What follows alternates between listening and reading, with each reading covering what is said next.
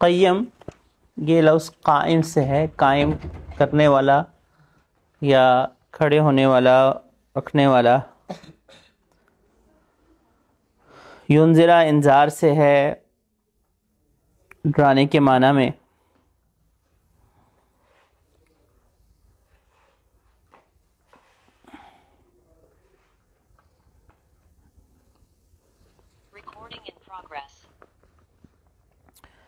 شدید کا لفظ ہمارے اردو میں شدید ہی کے معنی میں استعمال ہوتا ہے، اور بشر تبشیر خوشخبری سنا دینا، بشارت کا لفظ ہمارے اردو میں بولا جاتا ہے۔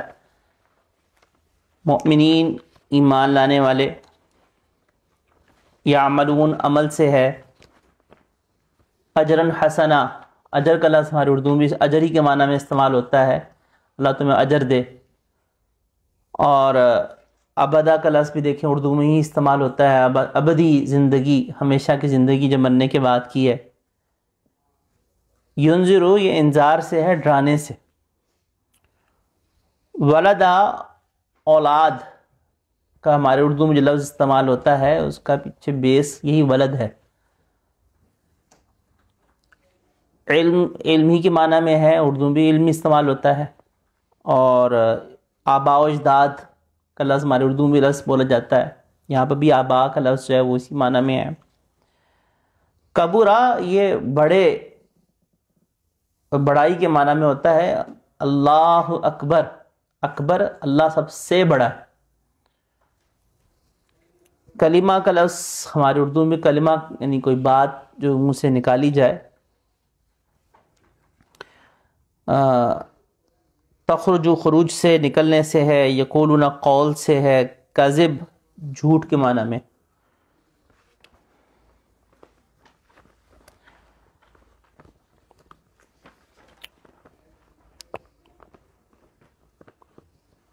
قیما لینذر بأسا شدیدا من لدنہ، یہ کتاب جو ہے یہ سیدھا راستہ دکھانے والی اور قائم رکھنے والی ہے۔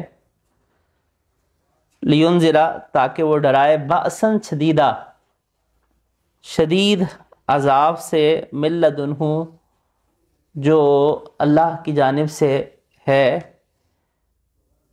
ویبشر المؤمنین اور تاکہ وہ بشارت دے، خوشخبری دے ان لوگوں کو جو یعملون الصالحات نیک اعمال کرتے ہیں، ان لہم یہ کہ ان کے لیے اجرا حسنا بہترین اجر ہے، ماکثین فیہ ابدا مکث ٹھہرنے کو کہتے ہیں، وہ اس میں ہمیشہ رہیں گے۔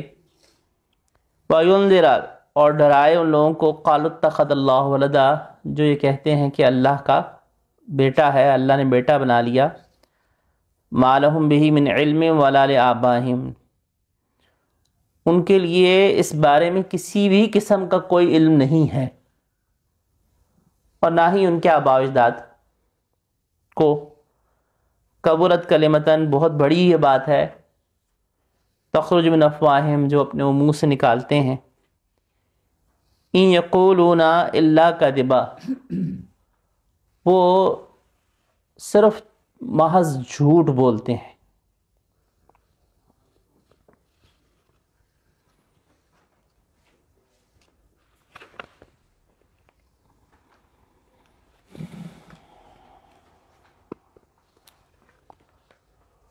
اللہ جل شانہ نے سورہ کہف کا جو آغاز کیا، الحمدللہ سے اللہ جل شانہ نے سورہ کہف کا آغاز کیا، اور جیسے پچھلے درس میں بھی عرض کیا تھا کہ اللہ جل شانہ کے نے آغاز میں، مضامین میں، اختتام میں اس کی ایک مماثلت بنی اسرائیل سے چلتی ہے، اور بنی اسرائیل کی اس سے چلتی ہے۔ حدیث مبارکہ میں ہے کہ اللہ کو دو کلمے بڑے محبوب ہیں جو میزان میں بہت بھاری ہیں اور زبان پہ بہت ہلکے ہیں۔ بخاری شریف کی آخری روایت ہے، کلمتان حبیبتان، کہ اللہ کو دو کلمے بہت محبوب ہیں ثقیلتان فی المیزان، میزان میں بہت بھاری ہیں، اور خفیفتان علی اللسان، زبان پہ بہت ہلکے ہیں۔ سبحان اللہ و بحمدہ اور سبحان اللہ العظیم۔ آپ دیکھیں اس میں پہلے سبحان ہے پھر حمد ہے۔ اور سورہ بنی اسرائیل کا آغاز بھی کس سے ہے؟ سبحان الذی اسریٰ، اور یہاں کس سے آغاز ہے؟ الحمدللہ۔ پھر اللہ جل شانہ نے کا جو سبحان کا لفظ ہے یہ اس بات کی طرف اشارہ کرنے کے لیے کہ وہ ذات ہر قسم کے عیب سے پاک ہے، ہر قسم کے نقص سے، ہر قسم کی کوتاہی سے وہ ذات پاک ہے۔ اور جب وہ ذات پاک ہے تو کاملیت صرف عیبوں سے صفائی میں نہیں، بلکہ کاملیت تب ہوتی ہے کہ اس میں کوئی نقص بھی نہیں اور وہ سراپا خوبیاں ہی خوبیاں ہیں۔ تو سبحان میں اللہ تعالیٰ نے اپنے سے عیبوں کی نفی فرمائی، اور الحمد میں تمام تعریفوں کا ذکر فرمایا کہ اس ذات میں کوئی نقص اور کوئی عیب اور کوئی کمی نہیں، ہر عیب سے وہ ماورا ہے، پاک ہے، اور ساری کی ساری تعریفیں اور خوبیاں صرف اس ایک اللہ کے لیے۔ پھر اللہ جل شانہ نے سورہ بنی اسرائیل کے اندر ذکر کیا تھا کہ سبحان الذی اسریٰ بعبدہ، کہ اللہ اپنے بندے کو لے گیا ایک رات کو، اور معراج کے اس سفر کا جو ابتدائی حصہ تھا مسجد حرام سے مسجد اقصیٰ جسے اسراء کہا جاتا ہے، اور معراج وہ سفر ہے جو کہ بیت المقدس سے آسمانوں پہ اور جنت و جہنم اور اللہ کے دیدار تک ہوا۔ تو اللہ جل شانہ نے اس کو ذکر فرمایا تو گویا کہ اس سفر میں زمین سے پرواز ہے آسمانوں کی طرف۔ اور انزل علی عبدہ،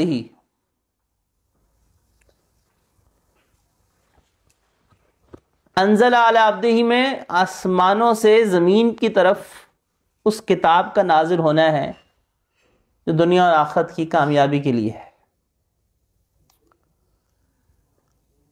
اللہ نے سبحان الذی اسریٰ، اسریٰ کا لفظ استعمال کیا۔ گرامر کی تھوڑی سی بات ہے، باب افعال سے، اور اللہ نے یہاں پر بھی انزلہ استعمال کیا باب افعال ہی سے، اور اس سے پہلے دونوں جگہوں پہ اسم موصول آ رہا ہے، سبحان الذی، الذی آ رہا ہے، الحمدللہ الذی۔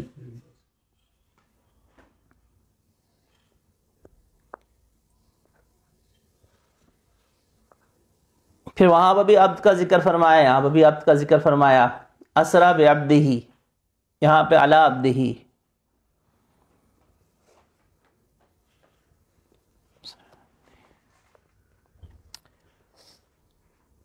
پھر اللہ جل شانہ نے جو پچھلے درس میں گفتگو کچھ ہوئی تھی کتاب کے حوالے سے کہ وَلَمْ يَجْعَلْ لَهُ عِوَجًا، کہ اللہ نے اس کتاب میں کسی قسم کی کوئی کمی نہیں رکھی، کوئی عیب بھی نہیں رکھا، جس طرح سے اللہ کی ذات عیبوں سے پاک، اللہ کی کتاب بھی عیبوں سے پاک، کیونکہ وہ اللہ کا کلام ہے۔ جب اللہ کی ذات میں کسی قسم کا کوئی نقص اور کمی نہیں تو اللہ کے کلام میں بھی کوئی نقص نہیں، کوئی کمی نہیں۔ اللہ جل شانہ نے یہاں پہ قیم کو بھی ساتھ ذکر فرمایا ہے کہ قیم لینذر۔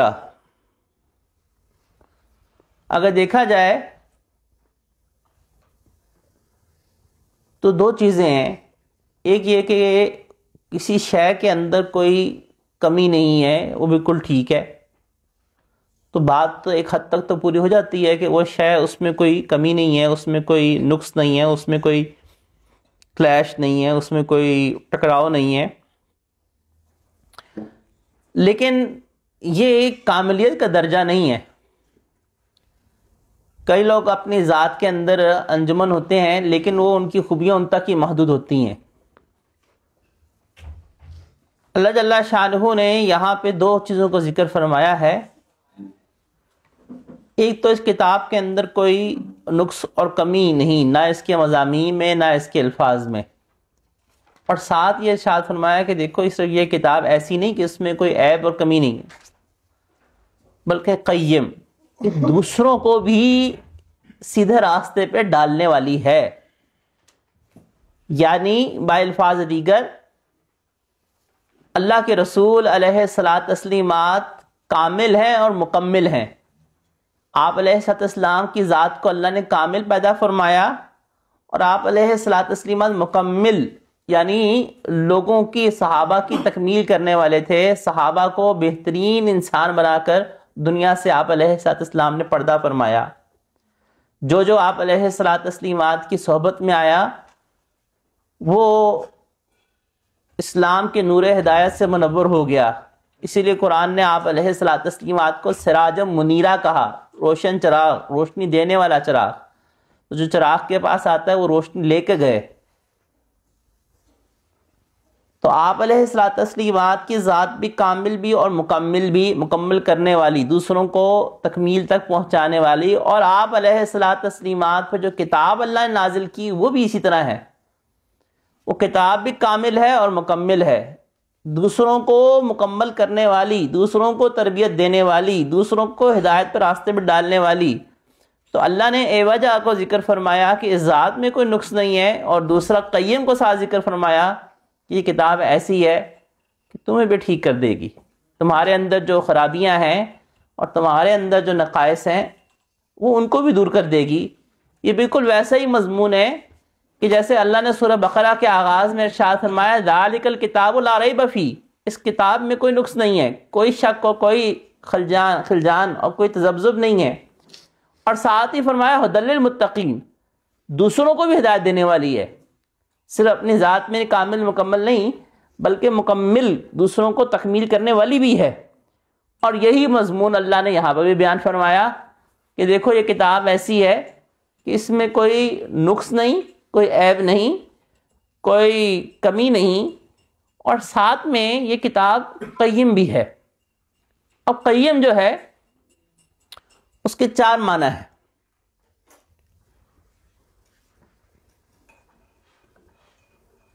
قیم کا پہلا معنی یہ ہے کہ وہ کتاب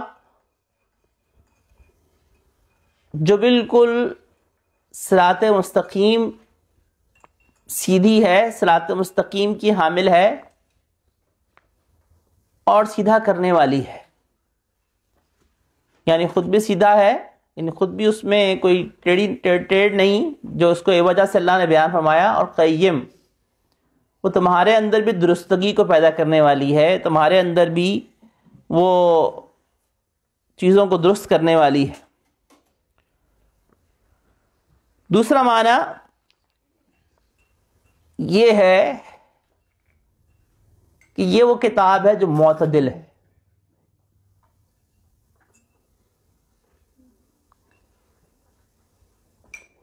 یہ بات ذہن میں رکھیں کہ اسلام سب سے زیادہ اپ ٹو ڈیٹ اور لیٹسٹ ریلیجن ہے.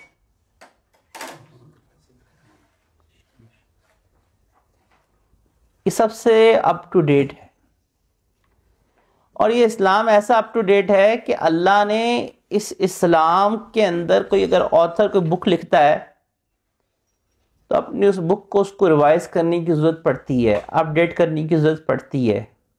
لیکن اللہ کا علم کامل ہے. اللہ نے اس کتاب کو صرف نبی اکرم صلی اللہ علیہ وآلہ وسلم کے زمانے تک کے لیے نہیں بھیجا.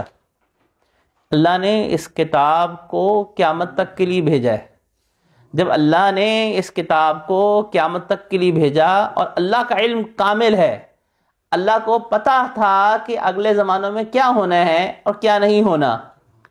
اللہ نے قیامت تک کے لیے انسان کو ہدایت کی جس باتوں کی اور رہنمائی کی ضرورت تھی وہ سب اس کتاب میں ذکر کر دی ہیں. کیونکہ اللہ کا علم کامل ہے نا. انسان کو ضرورت پڑتی ہے کہ اس کے نالج میں کوئی نئی بات آئی تو اس نے ریوائز کر دی، اس کے نالج میں کوئی اپڈیٹ آئی، اس نے کہا اچھا چلو نیکسٹ ایڈیشن کے اندر میں چینج کر دوں گا. یہ انسان کی کتاب نہیں ہے، اللہ کا کلام ہے.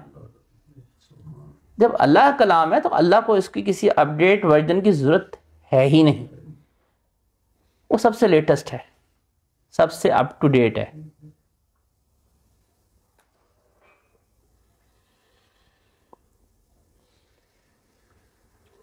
اور سب سے معتدل ہے.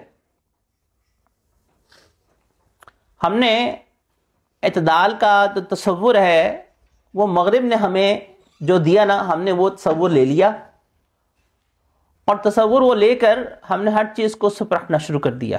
میں بالکل ایسا ہی تھا جیسے میں نے فری میسنز کے پروٹوکولز میں ذکر کیا تھا کہ انہوں نے کہا کہ ہم لبرٹی کا تصور دیں گے اور لبرٹی کا مفہوم ہم اپنا دیں گے جو ہمارے مفاد کے مطابق ہو.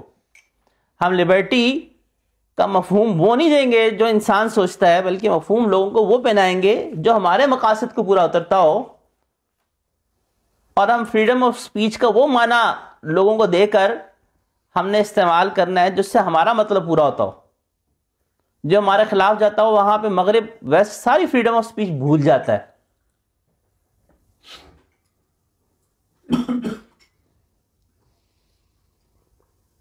جو مغرب فریڈم آف سپیچ کا دعویٰ دار تھا، اس مغرب نے غزہ کے معاملے میں جب وہ پروٹیسٹرز جو کہ ان کے اپنے لوگ ہیں، امریکہ میں، یو کے میں، فرانس میں، پورے یورپ کے اندر، پوری دنیا نے وہ دیکھا مشاہدہ اور تماشا کہ ان کے اپنے لوگ اس ظلم کے خلاف باہر احتجاج کر رہے ہیں. ان کی اپنی یونیورسٹیز کے اندر اس ظلم کے خلاف احتجاج ہو رہا تھا، اور ہو کیا رہا تھا، ان کو اٹھا کے ان کو سپریس کیا جا رہا، دبایا جا رہا تھا ان کو. تو وہاں کہاں گئی ساری فریڈم آف سپیچ؟ وہاں پہ ان کا جو فریڈم آف سپیچ کا جو کھوکھلا ایک نعرہ تھا وہ سب کا سب بالکل دنیا کے سامنے ظاہر ہو رہا تھا. اور یہ کوئی پہلی بات نہیں، یہ ہمیشہ یہی ہوتا رہا. تو اعتدال کا بھی ذہن رکھیے گا کہ اعتدال سے مراد کیا ہے. اعتدال سے مراد یہ ہے کہ جو افراط اور تفریط سے پاک ہو، نہ اس میں افراط ہو نہ اس میں تفریط ہو. افراط کسے کہتے ہیں؟ زیادتی، بہت زیادہ. تفریط کیا ہے؟ کوتاہی. اگر اسلام کو دیکھا جائے تو اسلام افراط اور تفریط سے پاک ہے. نہ تو اس کے اندر اس طرح سے رہبانیت ہے جیسے عیسائیوں نے اختیار کی تھی، اور نہ اس کے اندر وہ سختی ہے جو یہودیوں کے اندر تھی. اللہ نے یہود کے اوپر شریعت موسوی کے اندر یہ تھا کہ اگر کپڑے کے اوپر کوئی ناپاکی لگ جاتی تو ان کو حکم تھا کہ اس کپڑے کو بھی پھینک دیں، وہ پاک نہیں کر سکتے تھے.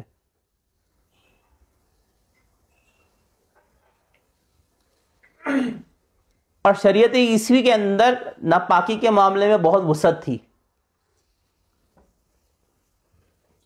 شریعت محمدی درمیان میں، ہم اعتدال میں. نہ تو وہ سختی ہے جو شریعت موسوی میں تھی، اور نہ وہ آزادی ہے، نہ وہ افراط ہے جو شریعت عیسوی میں تھا. شریعت موسوی کے اندر اللہ نے شرط رکھی تھی کہ توبہ کرنی ہے نا تو اپنے آپ کو قتل کرنا پڑے گا. فاقتلوا انفسکم. انہوں نے بچڑے کو معبود بنا لیا، اور جب مطالبہ کیا کہ ہم نے اللہ کو دیکھنا ہے کھلی آنکھوں سے، توبہ طائب ہوئے، اور جو بچڑے کی پوجا کرنے والے تھے ان کی توبہ کی شرط قبولیت رکھوائی گئی تھی. فاقتلوا انفسکم. اپنے آپ کو قتل کرو. اگر اپنے آپ قتل کرو گے تو اس بات کا اعتبار ہوگا تم توبہ میں سچے ہو. اور شریعت عیسوی میں اس کے بالکل ہی برعکس تھا. شریعت محمدی معتدل ہے، درمیان میں، کہ نہ تو وہ سختی ہے نہ وہ آزادی ہے، بلکہ درمیان میں ہے. تو یہ کتاب معتدل ہے، اعتدال پہ.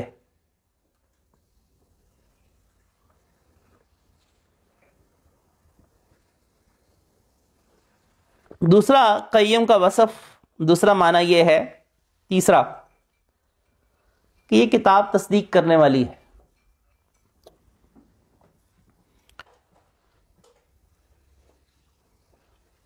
اور باطل کی نفی کرنے والی.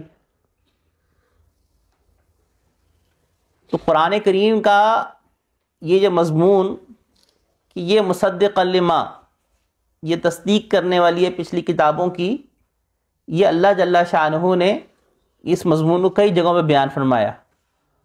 اور یہ اس لحاظ سے بیان فرمایا کہ دیکھو آپ علیہ الصلوۃ والتسلیمات دین کی جس دعوت کو دے رہے ہیں یہ وہی دعوت ہے جو پچھلے انبیاء کرام علیہ السلام لے کر آئے تھے.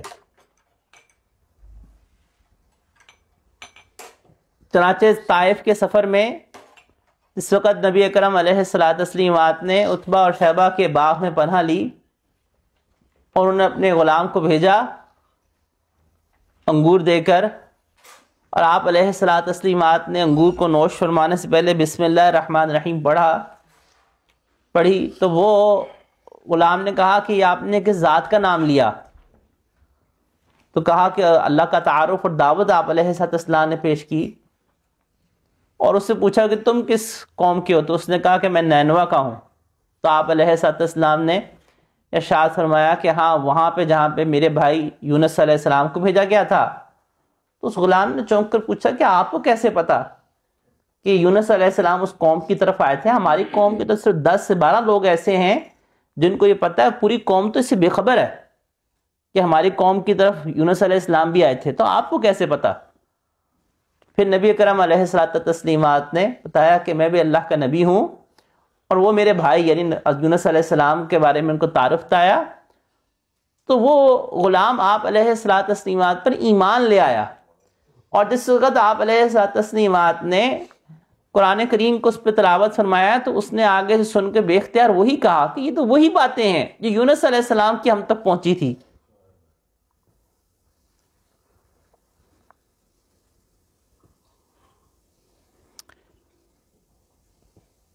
چوتھا قیب کا معنی یہ ہے کہ جس پہ بھروسہ کیا جائے اور رجوع کیا جائے.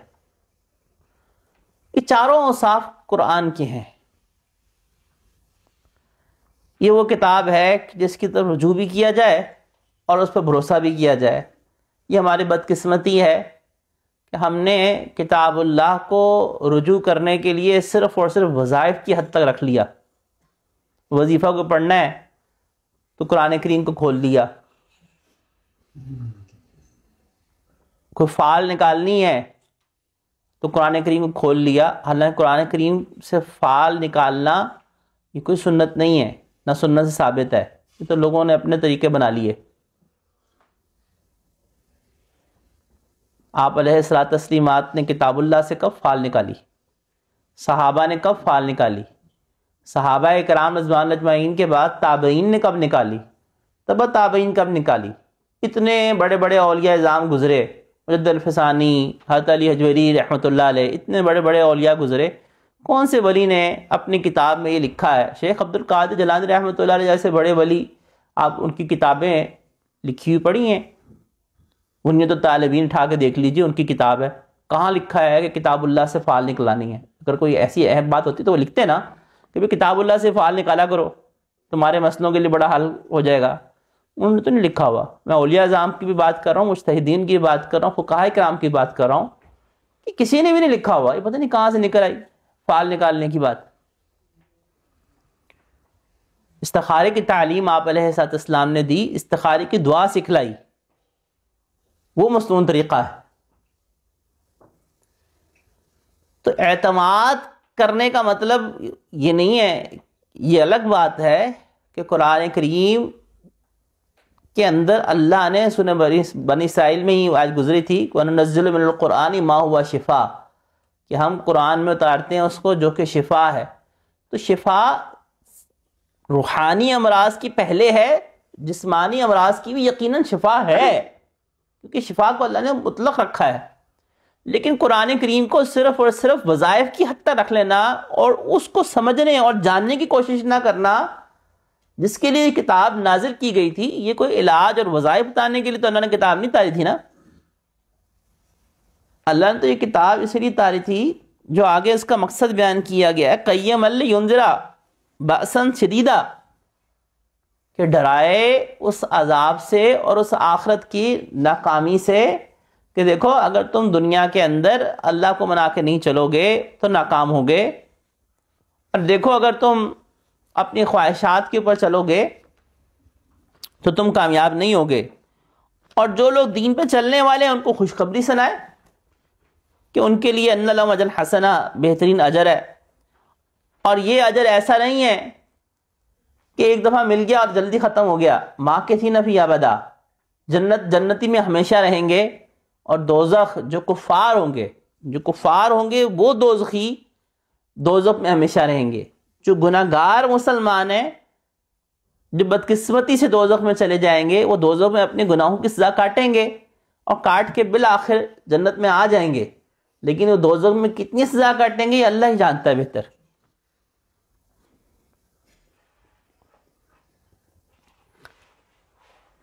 وَيُنذِرَ الَّذِينَ قَالُوا اتَّخَذَ اللَّهُ وَلَدًا، اور ان لوگوں کو بھی ڈرائے جنہوں نے کہا کہ اللہ نے بیٹا بنا لیا، اللہ نے اولاد بنا لی۔ جی اس کو کیوں اللہ نے خاص طور پہ ذکر کیا؟ کیونکہ یہ جو 3 سوالات آئے تھے نا جو سورہ کہف کے حوالے سے، جو میں نے شان نزول میں عرض کیا تھا کہ جو پوچھے گئے تھے کہ اصحاب کہف کون ہیں، ذوالقرنین کون تھے، اور روح کیا ہے، یہ تینوں سوال تو یہودیوں نے مشرکین مکہ کو بتائے تھے، اور بتانے کا مقصد جو تھا وہ سوال پوچھنا نہیں تھا، یہ نہیں تھا کہ آپ علیہ الصلوۃ والتسلیمات سے ہم پوچھ رہے ہیں، مقصد لاجواب کرنا تھا۔ چونکہ مقصد لاجواب کرنا تھا تو اللہ نے ساتھ میں ان کا ذکر بھی کر دیا، ان لوگوں کو بھی ڈرائیں کہ جو کہتے ہیں کہ اللہ نے اولاد نہ لی، کیونکہ یہود نے کہا کہ عزیر علیہ السلام اللہ کے بیٹے ہیں، اور عیسائیوں نے عیسیٰ علیہ السلام کو اللہ کا بیٹا بنا لیا۔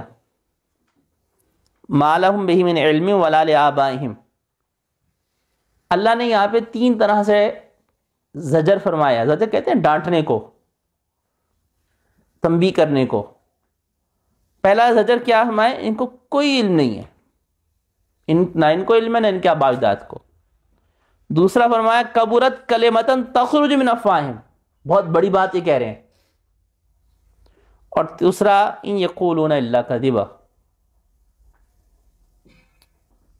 ایک ہی آیت کے اندر یہ 3 حصے ہیں، اور آپ دیکھیں تو اس کے اوپر درمیان میں توئیں کی علامت چھوٹی سی لگی ہوئی ہے، کہ وقف کرنے کے لیے ہوتی ہے کہ یہاں پڑھتے پڑھتے رک جائیں، سانس لے لیں۔ حالانکہ سانس لینے کی ضرورت تو نہیں، لیکن کیونکہ یہاں پہ 3 وہ امور ہیں کہ جس کے بارے میں تنبیہ کی جا رہی ہے۔ ان یقولون الا کذبا، وہ نہیں بولتے ہیں مگر جھوٹ۔ اب ان آیات میں نکات کو دیکھتے ہیں، اور نکات کے ساتھ ساتھ ہم یہ دیکھتے ہیں، چونکہ یہ پہلی 10 آیات کا تذکرہ خاص طور پہ دجالی فتنہ کے لحاظ سے ہے، تو تھوڑا تھوڑا ہمیں یہ بھی دیکھنا ہے کہ اس دجالی فتنہ جس نے آنا ہے، اور وہ دجالی نظام جو ہمارے زمانے میں ایک چل رہا ہے، تو یہ آیت ہمیں کیسے رہنمائی دے رہی ہے، اور ان آیات میں ہمارے لیے کیا کیا رہنمائی موجود ہے۔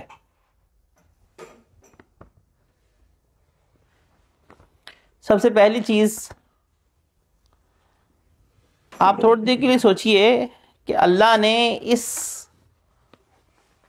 10 آیات کے اندر کتاب اللہ، یعنی جو پہلی 5 آیات ہیں اگر ہم دیکھیں وہ کتاب اللہ کے گرد گھوم رہی ہیں۔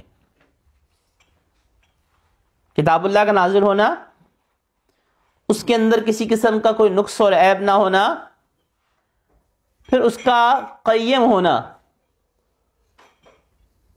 پھر آگے اسی کے اوصاف بیان کی جا رہے ہیں کہ اس سے لوگوں کو ڈرانا اور لوگوں کو خوشخبری سنانا، اور جو لوگ اللہ کے بارے میں اولاد بناتے ہیں ان کو بھی ڈرانا۔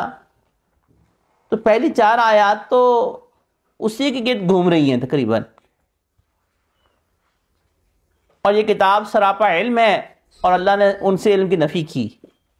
تو سب سے پہلا نقطہ اور پہلو کیا ہے کہ ہر وہ شخص جو یہ چاہتا ہے کہ دجالی فتنے سے بچے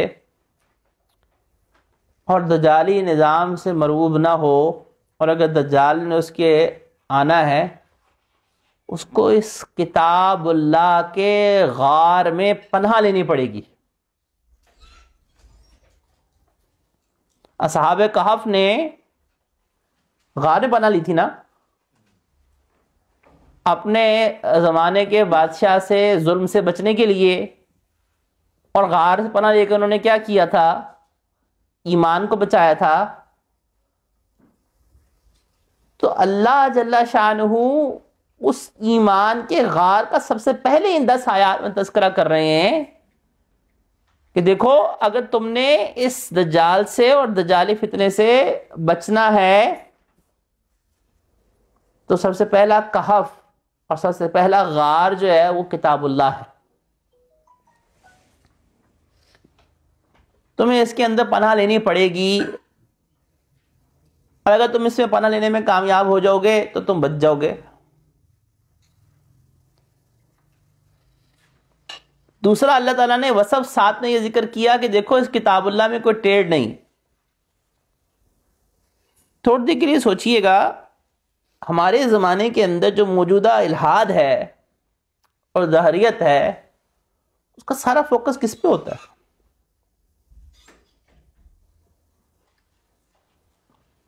دو چیزوں پہ. وہ دو چیزوں کو ہمیشہ ٹارگٹ کرتے ہیں. جو الحاد ہے, جو ایمان سے ہماری نوجوان نسلوں کو اکھاڑنے کی محنت کر رہا ہے, ان کا ٹارگٹ دو چیزیں ہوتی ہیں, ایک کتاب اللہ اور دوسرے رسول اللہ. وہ اعتراض کریں گے کتاب اللہ پر, وہ اعتراض کریں گے رسول اللہ پر صلی اللہ علیہ وسلم. جو بدقسمت ایسا ہوا کہ اس نے اس اعتراض کو سننے کے اوپر کان دھر لیا, وہ اپنے ایمان سے ہاتھ دھو بیٹھا. یہ بات ذہن میں رکھیں کہ دجالی فتنے کے وقت یہ چیزیں عروج پہ ہوں گی, اور جو آگے زمانہ گزرے گا, جو وقت آگے جائے گا, یہ چیزیں عروج پہ آئیں گی. ایمان کے اوپر ڈاکے ڈالنے والے, ایمان کو لوٹنے والے, جن کو اسلام پہ اعتراض ہے, جو اسلام کے اوپر کرٹیسزم کرتے ہیں, جن کو اسلام سے مسئلہ ہے, وہ بڑھیں گے.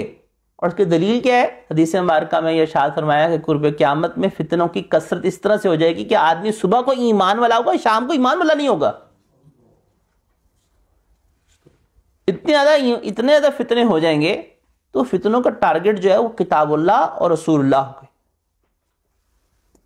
اللہ نے دونوں کو ذکر کیا ہے, انزل علی عبدہ الکتابہ, رسول اللہ کا بھی ذکر کیا اور رسول اللہ ہی کے حوالے سے کہ دیکھو یہ وہ ہستی ہیں سبحان الذی اسری بعبدہ, کہ ان کو اللہ نے اپنے سے دیدار کے لیے چنا. کسی نبی کو اللہ نے آسمانوں کے لیے نہیں چنا, آسمانوں پہ جانے کے لیے نہیں چنا. یہ وہ ہستی ہیں.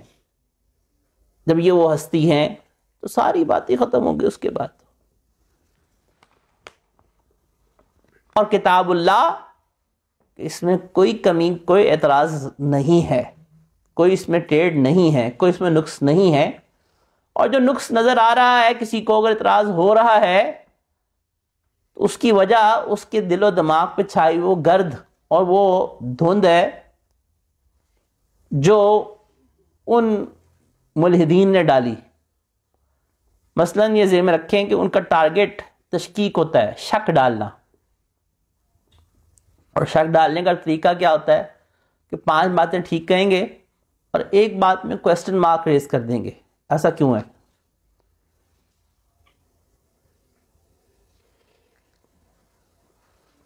تو اس کتاب اللہ سے جڑنا, یہ اس غار میں پناہ لینا ہے. اور یہ کتاب ایسی ہے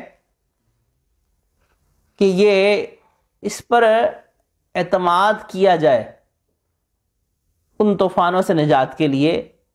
تو اس سے جوڑنا, ہماری نوجوان نسل کو ہمیں جوڑنا پڑے گا. ہمیں اپنی نوجوان نسل کو اس کتاب اللہ سے, اگر ہمیں چاہتے ہیں کہ ہماری نوجوان نسل کا ایمان بچ جائے, ان کو قرآن سے جوڑنا پڑے گا. ان کو قرآن کریم کے تفسیر سے, قرآن کریم کے دروس سے, قرآن کریم کے معانی سے ان سے جوڑنا پڑے گا. قرآن کریم کی تلاوت سے جوڑنا پڑے گا.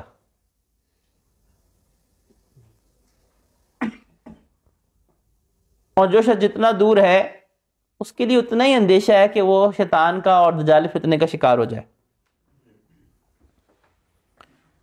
دوسری بات میں نے عرض کی کہ قیم کے اندر معنی اعتدال کا بھی ہے. یہ مغرب نے اور فری میسنس نے ہمارے ساتھ یہ کھیل کھیلا کہ ہمیں آزادی رائے کے اوپر اور ماڈرنزم کے نام کے اوپر یہ سبق پڑھایا گیا کہ اگر تم نے ماڈرن ہونا ہے تو تمہیں دین کو چھوڑنا پڑے گا.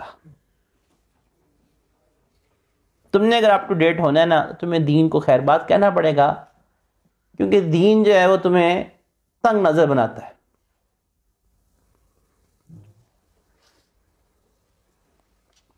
امریکہ کا ایک تھنک ٹینک ہے جو 1948 میں امریکہ نے بنایا تھا. اس تھنک ٹینک کا نام ہے رینڈ کارپوریشن. 1948 میں یہ جو کارپوریشن بنایا گیا تھا، اربوں ڈالرز کا بجٹ ہے اس کا اینول. اربوں ڈالرز کا اینول بجٹ ہے جو گورنمنٹس کو دیتی ہے. سیمی گورنمنٹ ٹائپ ہے تھنک ٹینک جس طرح سے ہوتا ہے. اس کا کام کیا ہے؟ اس تھنک ٹینک نے پوری دنیا کے اندر امریکہ کے حوالے سے امریکہ کو مشورے دینے ہوتے ہیں. یہ ریسرچ کرتا ہے رپورٹ، اور مزے کی بات یہ کہ اس کی رپورٹس اس کی ویب سائٹ پہ اوپن پڑی ہوئی ہیں. آپ لکھیں رینڈ کارپوریشن، اس کی ویب سائٹ کھل جائے گی. مور دین 1000 رپورٹس اس کی ویب سائٹ پہ پڑی ہوئی ہیں. اور ان رپورٹس میں سے 360 رپورٹس ہیں جو انہوں نے اسلام کے اوپر لکھی ہوئی ہیں. 360 وہ رپورٹس ہیں جو انہوں نے اسلام کے حوالے سے صرف اس تھنک ٹینک نے اپنی گورنمنٹ کو سجیشنز دی ہوئی ہیں کہ ہمیں یوں کرنا چاہیے، ہمیں یوں کرنا چاہیے. اور یہ وہ رپورٹس ہیں جو صرف امریکہ نہیں فالو کرتا، پورا ویسٹ فالو کرتا ہے اس کارپوریشن کو. کیونکہ یہ خاص امریکہ کے حوالے سے نہیں رپورٹس دے رہے ہوتے.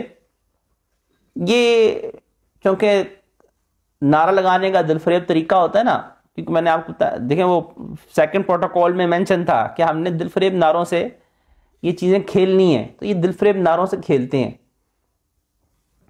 اور دلفریب نعرہ یہ ہوتا ہے کہ ہم نے ٹیررزم کے اگینسٹ، اور ٹیررزم کے اگینسٹ جس وقت یہ تھنک ٹینک اپنی رپورٹ پبلش کر رہا ہوتا ہے تو اس کے اندر اب انہوں نے ایک کلاسیفیکیشن کی ہوئی ہے کہ ایک وہ فنڈامنٹلسٹ مسلم ہے اور ایک ماڈرن مسلم ہے. تو انہوں نے اپنا تھنک ٹینک کے اندر رپورٹ سے انہوں نے کیا کی ہوئی کہ ہم نے کس طرح سے ماڈرن مسلم کے یعنی تمام جو ٹریڈیشنل مسلمز ہیں، جو فنڈامنٹلسٹ مسلمز ہیں، ان کو ہم نے تبدیل کرنا ہے ماڈرن مسلمز میں.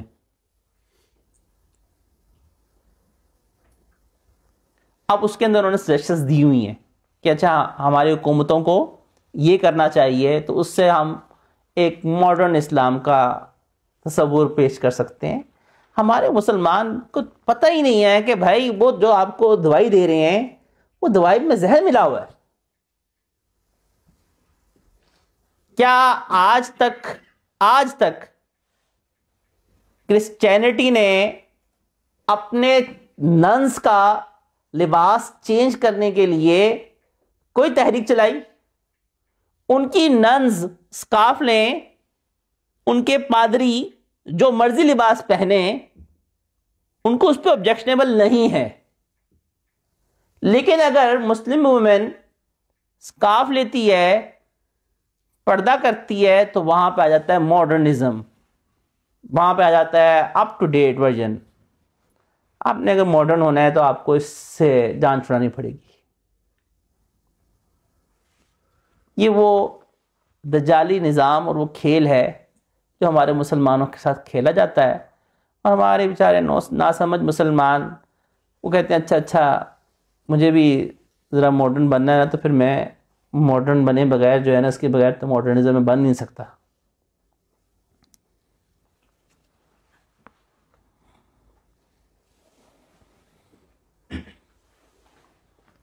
تو اللہ نے قیم کے لفظ کو ذکر کیا کہ دیکھو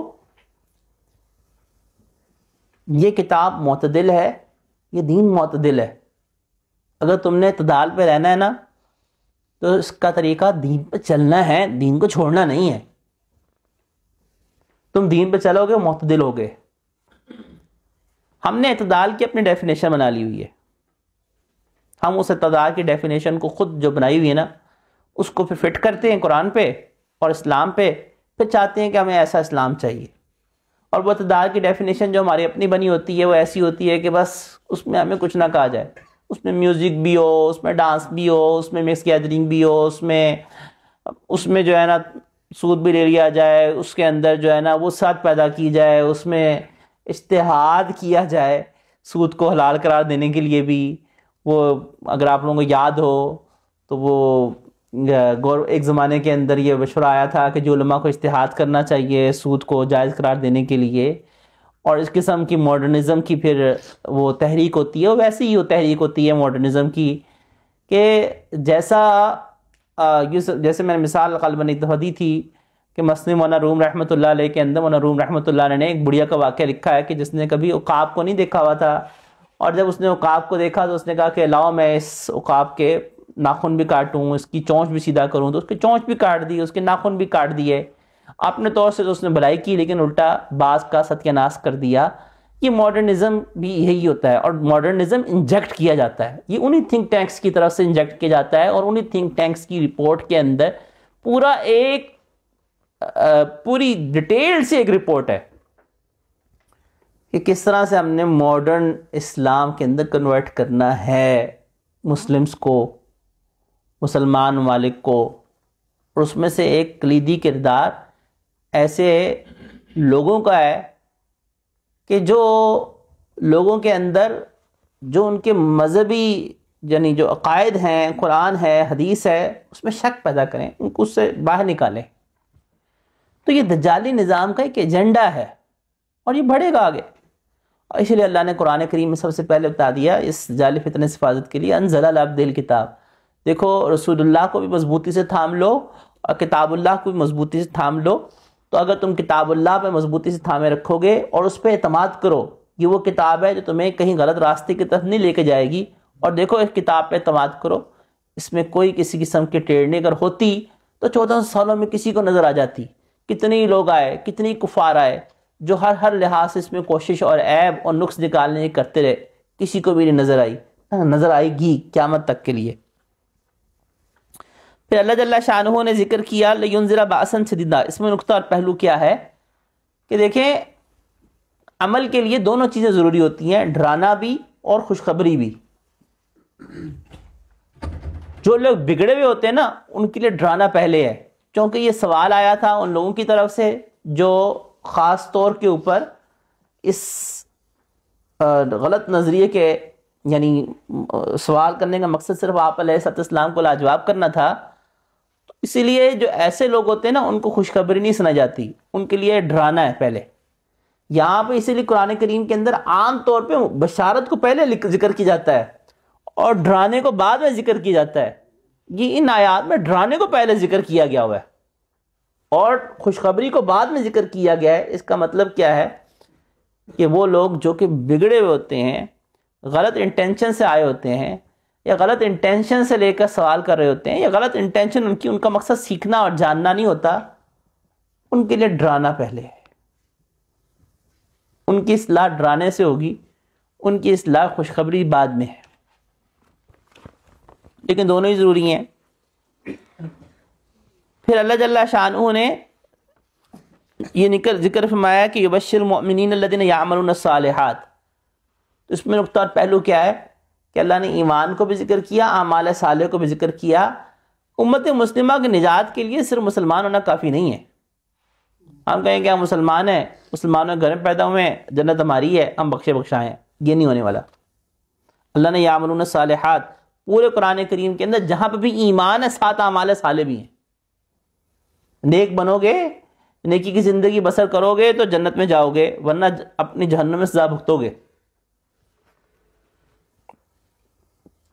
یہ نہیں ہو سکتا مسلمان ملاوٹ بھی کرے، دھوکہ بھی دے، وعدہ خلافی بھی کرے، 2 نمبر چیز بھی بیچے اور پھر بھی کہے کہ ہاں میں چونکہ حج کیا تو میں سیدھا جنت میں جاؤں گا، اپنی سزا کو، اپنے گناہوں کی سزا کو بھگتے گا، ہاں بھگت کے ایمان کی وجہ سے جب اللہ کو منظور ہوگا۔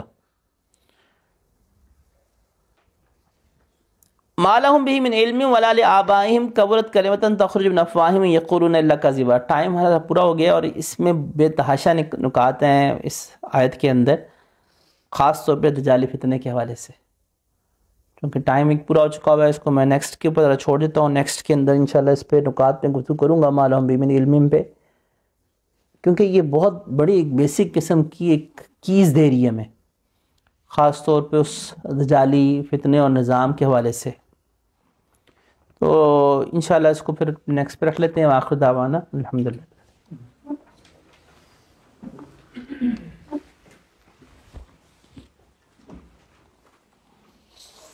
تو ذکر مراقبہ کر لیجیے۔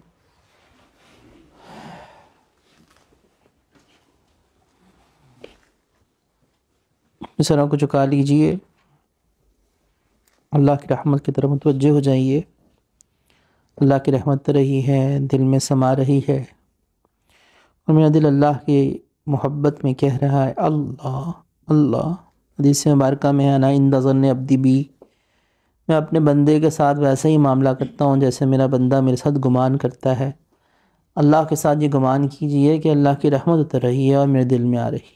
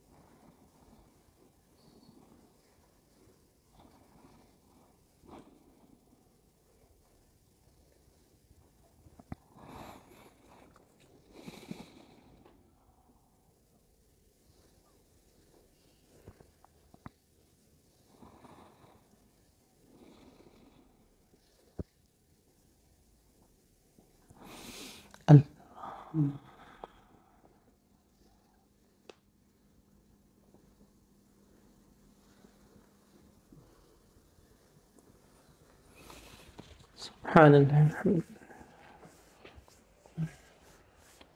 اللہم صلی علی سیدنا مولانا محمد وعلی آل سیدنا مولانا محمد وبارک وسلم۔ یا ارحم الراحمین یا ارحم الراحمین۔ یا اللہ ہم ظاہر میں تیرے بندے ہیں، اللہ حقیقت میں گناہوں میں لتڑے ہوئے ہیں، اللہ ہمارے تمام گناہوں کو اللہ معاف فرما دیجئے، اللہ ہمارے ظاہر کو بھی سنوار دیجئے، اللہ ہمارے باطن کو بھی سنوار دیجئے۔ یا اللہ ہماری نوجوان نسلوں کو اور ہمارے ایمان کی حفاظت فرما دیجئے، یا اللہ ہمارے بھی ایمان کی حفاظت فرما اور ہم میں سے ہر ایک کو خاتمہ بالایمان نصیب فرما۔ اللہ ہمارے بچوں کے بھی اور ان کی آگے نسلوں کے بھی اللہ ایمان کی حفاظت فرما، اللہ ان کی ایمان کی اللہ حفاظت فرما، پاک دامنی کی حفاظت فرما۔ یا ارحم الراحمین یا ارحم الراحمین یا ارحم الراحمین۔ یا اللہ اس قرآن کا نور ہمارے سینوں میں روشن فرما دیجئے، اللہ قیامت کے دن اللہ اس قرآن کو ہمارے لیے باعث نور بنا دیجئے، اللہ ہم میں سے ہر ایک کی قبر میں اللہ اس قرآن کے نور سے روشن کر دیجئے گا، اللہ ہم میں سے ہر ایک کی قبر کو اللہ جنت کے باغ بنائیے گا۔ یا اللہ یا ارحم الراحمین، قیامت کے دن اللہ ہم میں سے ہر ایک کو اپنے عرش کے سایہ نصیب فرما، اللہ پل صراط بجلی کی تیزی سے گزروا، اللہ ہمیں دنیا کی بھی ذلت سے بچا، اللہ آخرت کی بھی ذلت اور رسوائی سے بچا، اللہ یا ارحم الراحمین، اللہ ملک پاکستان کی حفاظت فرما، اللہ پاکستان کی سرحدوں کی حفاظت فرما، اللہ وہ لوگ جو ہمارے سرحدوں پہ حفاظت پہ معمور ہیں، حفاظت کر رہے ہیں، اللہ ان کی مدد و نصرت فرما یا ارحم الراحمین یا ارحم الراحمین۔ یا اللہ اس پاکستان کا برا چاہنے والے جو بھی لوگ ہیں جہاں پہ بھی ہیں، اللہ ان کو ہدایت عطا فرما۔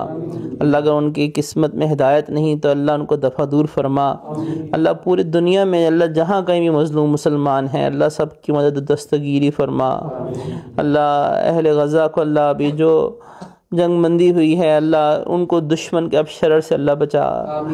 اللہ ہمارا دشمن بڑا ہی عیار ہے، اللہ آپ نے تو ہمیں بار بار بتلایا، ہم ہی نہ سمجھیں۔ اللہ جو یا اللہ ان کی مدد و دستگیری فرما، اہل ایمان کی۔ اللہ پوری دنیا میں یا اللہ جہاں کہیں بھی مظلوم مسلمان ہیں، کشمیر میں، برما میں، فلسطین میں، جہاں کہیں بھی مظلوم مسلمان ہیں، سب کی مدد و دستگیری فرما۔ یا اللہ یا ارحم الراحمین یا ارحم الراحمین، ہم میں سے ہر ایک کو قیامت کے دن حوض کوثر نصیب فرما، شفاعت نصیب فرما۔ اللہ اس قرآن کو سیکھنے اور سکھانے والا بنا۔ اللہ یا ارحم الراحمین اس گھر پہ بھی برکت نازل فرما۔ اللہ اس گھر کو اللہ مینارہ نور بنا۔ اللہ اس گھر میں رحمت نازل فرما۔ اللہ جو دور سے بیٹھے سن رہے ہیں، اللہ ان کو بھی، اور جو یہاں پہ آئے ہیں ان کو بھی، اللہ سب کو اپنے مقربین بندوں میں شامل اور بندیوں میں شامل فرما۔ وصلی اللہ تعالی علی خیر خلقہ سیدنا مولانا محمد وعلی آلہ واصحابہ اجمعین۔